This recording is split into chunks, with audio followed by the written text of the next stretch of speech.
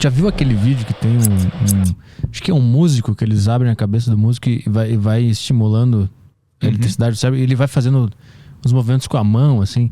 Isso tu chegou a fazer já no teu processo de testes? Para essa cirurgia, normalmente não. Tem um tipo de distonia, que é uma distonia chamada tarefa específica, distonia só para escrever, que é a pessoa só quando vai escrever torce a mão, não consegue escrever. E às vezes acontece para tocar instrumento. O cara é músico, tem uma distonia específica para tocar violino. Aí você pode trazer o violino para o centro cirúrgico, né? Claro, com as proteções adequadas e tudo ali. E eu posso estimular a região que eu quero para tentar corrigir a distonia e ver se a mão dele para de torcer e ele toca o violino bem. Até porque, nesse caso, isso vai ser essencial, porque é uma distonia que só se manifesta com aquela tarefa. Então, se eu não fizer isso, se eu não fizer esse... Isso não é porque a pessoa quer aparecer, né? Vamos fazer bonito, colocar um violino no centro cirúrgico. Não. É porque aquela distonia só aparece naquela tarefa. Então, se eu não fizer a pessoa executar aquela tarefa naquele momento, eu não vou conseguir nem testar o efeito da cirurgia. Agora, uma coisa que é mais comum do que isso, que é quando você tem um tumor cerebral numa região muito rica de funções, você quer tirar o tumor sem tirar partes do cérebro que poderiam deixar sequelas, você pode deixar a pessoa acordada enquanto você tira o tumor e ir testando de pouquinho em pouquinho para saber se você pode tirar mais um pouco ou não, porque agora já chegou na área da fala. Então você pode estar lá falando e aí de repente a gente faz um estímulo para testar se aquela região do lado do tumor atrapalha a sua fala. Se eu vejo que não atrapalha, eu posso tirar mais um pouquinho de tumor. Se eu vejo que atrapalha, a gente para você não perder sua fala. Mas assim, a pessoa tem que ficar lendo alguma coisa. Sim. E aí ela vai falando enquanto tu vai mexendo. Isso. Aí tem um protocolo, né? Mostrando imagens para ela falar que imagem que é, ou então algumas tarefas de discurso. Pro movimento é um pouco mais simples até, não tem que ficar falando, mas você pode testar e ver que a força da mão diminuiu. Então não mexe aí, porque senão vai ficar com uma sequela na mão. Porque no cérebro é tudo dividido, né? Tudo organizado. Então cada função que você tem, ou tá num pedacinho do cérebro, ou tá numa rede que tem vários desses pedacinhos. É um grande computador, né? É um grande computador. Não é mais aquele conceito que você divide o cérebro só em pedaços, como se fossem salas, e cada sala faz uma coisa. Tem várias funções que estão espalhadas no cérebro, mas de modo organizado.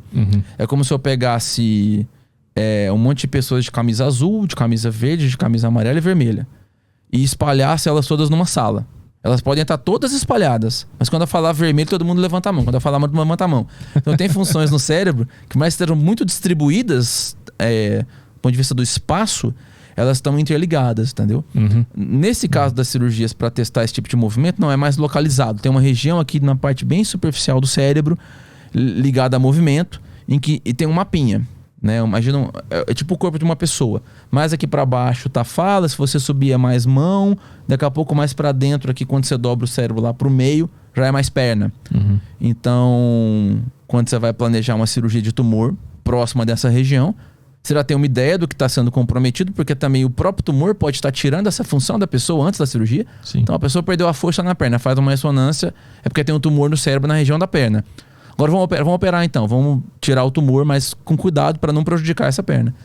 Então então o movimento é mais óbvio, mas o que você sente felicidade, tristeza, por exemplo, depressão, isso aí a gente não sabe ainda como manipular isso aí. A gente tem ideias, a gente tem exames, técnicas de imagem hoje que conseguem te colocar numa máquina, te provocar algum tipo de sensação, tipo assim, olha, pensa na pessoa que você ama, ou então pensa numa situação que você fica triste, ou então elas colocam uma foto de uma situação triste para você, uma criança sofrendo, ou então te colocam um bolo de chocolate e a gente fica fazendo esse tipo de estímulo para ver quais partes do seu cérebro ligam ou desligam e tentar estabelecer esse mapa do que cada pedaço do seu cérebro faz. Inicialmente a gente fazia com movimento, hoje a gente faz com sensações complexas. E pode sim, com o tempo, você pegar um imã como esse na tua casa. Imagina o mercado negro do imã que estimula o cérebro. Aí uma droga em que a pessoa liga esse imã e estimula uma região do prazer. Você ficar lá em casa tendo um barato. Isso dá pra gente imaginar isso. Sentindo prazer pra sempre. Infelizmente é uma coisa que provavelmente em algum momento vai acontecer. Vai, com certeza. Eu fiquei curioso quando tu tava fazendo a cirurgia lá do tumor, por exemplo. Aí tu tocou no lugar da fala e a pessoa tava falando. Ela esquece como que você fala? Ela começa a falar embolado? O que acontece?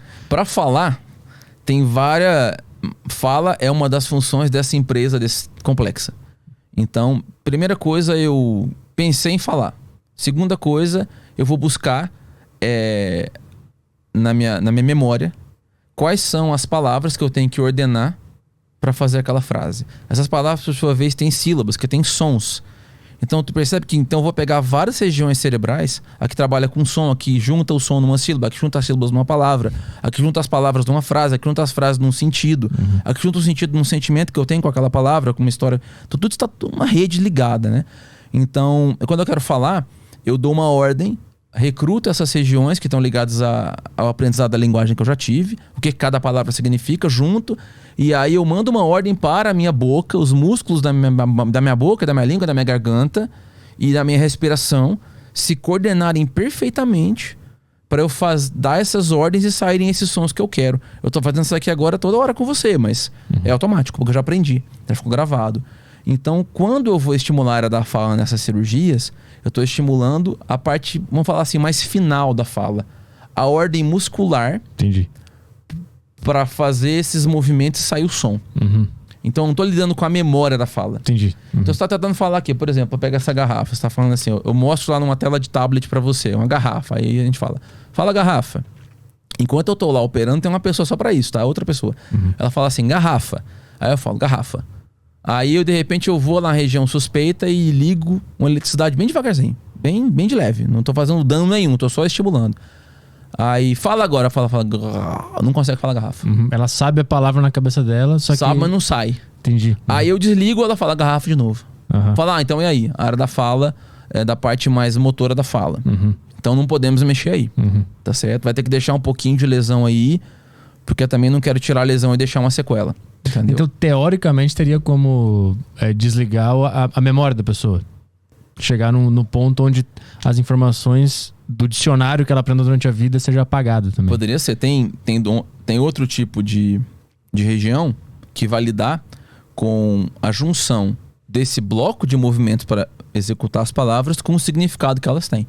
Então, se a sua doença for nessa outra região, você pode começar a falar aqui, blá, blá, blá, um monte de coisa sem sentido, e nem se dá conta que você está falando, porque você está viajando naquela informação do sentido e não está nem percebendo que não está conseguindo articular a palavra corretamente. Ou então você pode ter um AVC na parte da fala que é para articular, então você quer falar garrafa, mas não sai a palavra, é até angustiante para quem passa por isso. Ou você pode ter um AVC numa outra região em que a pessoa ela não sabe muito bem o que ela está querendo falar. Agora, a memória já é um conceito muito mais complexo. Lembra que eu te falei que aquela questão do cérebro ser fechado como se fossem gavetinhas e cada uma faz uma coisa? Em algum momento a gente pensou que tinha. Quando eu falo a gente, eu quero dizer às vezes a neurociência, tá? Às vezes não quer dizer que eu vou lá e faço isso. Mas a gente, como interessado nessa área, achou que estava num pedaço. E depois a gente percebeu que não, memória não está ali numa gavetinha. A memória é justamente esse reforço de comunicações que você fez várias e várias vezes entre regiões cerebrais diferentes. Então, pensar que vai ser que nem um Matrix, que você vai colocar um programa de uma memória para você, quem sou eu para adivinhar o futuro? Mas é muito mais complexo do que parece. Não é que nem você pegar num computador, você pode colocar ali uma placa ou instalar um aplicativo que vai ocupar aquele espacinho e a partir de então o computador lê aquilo e faz igual. A memória, quando você fala garrafa e quando eu falo garrafa, a memória é completamente diferente. Só é igual o acordo em que nós chegamos socialmente de que essas sílabas garrafa colocadas juntas, chamado garrafa, querem dizer isso daqui. Mas como cada cérebro criou essa informação é único. É totalmente diferente. Tá certo? Então você tem uma história de estimular várias vezes a falar garrafa, quando você é bebê. E aí sua mãe falou que você é seu pai, ou então caiu no chão uma garrafa, então uma garrafa verde, azul, que quebrou, uma garrafa que é do ursinho que você gostava no desenho, uma garrafa que era o seu pai, que era alcoólatra. Cada um vai ter diversas experiências com esse tipo, com essa imagem aqui, e como que ela foi vinculada ao som garrafa, como que ela quer dizer garrafa, e que tipo de sentimentos, emoções ou memórias que vão ser recrutadas no seu cérebro quando eu falo garrafa, entendeu? É como se eu tivesse duas orquestras diferentes tocando uma mesma música ou fazendo uma mesma nota, mas cada músico dessa orquestra, até chegar ali e tocar, teve uma história completamente diferente. A memória não é só a nota. A memória é tudo que todos esses músicos diferentes tiveram que fazer, ensaiar para a nota sair desse jeito. E a gente sabe que a nota é igual para poder me comunicar com você. Mas grande parte do que eu digo quando eu falo garrafa que tá acontecendo aqui dentro é diferente do que tá acontecendo aí dentro de você. E por isso que quando você começa a ter um debate, eu falo muito isso, grande parte das brigas da humanidade, muita gente já falou isso, né? É pela falta de consenso em relação aos termos, né? Então diversos pensadores já trouxeram essa reflexão de modos diferentes, né? Muito antes. Mas que o motivo de conflitos muitas vezes é porque quando eu falo garrafa, justamente eu tô pensando, às vezes, não só nisso aqui, mas porque garrafa pra mim é uma coisa boa, porque me lembra um suco de laranja que a minha avó fazia. Às vezes pra você garrafa é uma coisa ruim, em um dos pontos do significado de garrafa pra você, porque você tinha um parente que te batia, era alcoólatra porque tinha uma garrafa. Então, quando eu falo garrafa, parece que é a mesma coisa, a gente começa a discutir garrafa é bom, garrafa é ruim, mas às vezes é porque o que eu tô chamando de garrafa não é exatamente o que você tá chamando de garrafa. Então, o cérebro tem isso, e tem essa complexidade. E mexer nessa complexidade da memória é uma das últimas etapas, entendeu?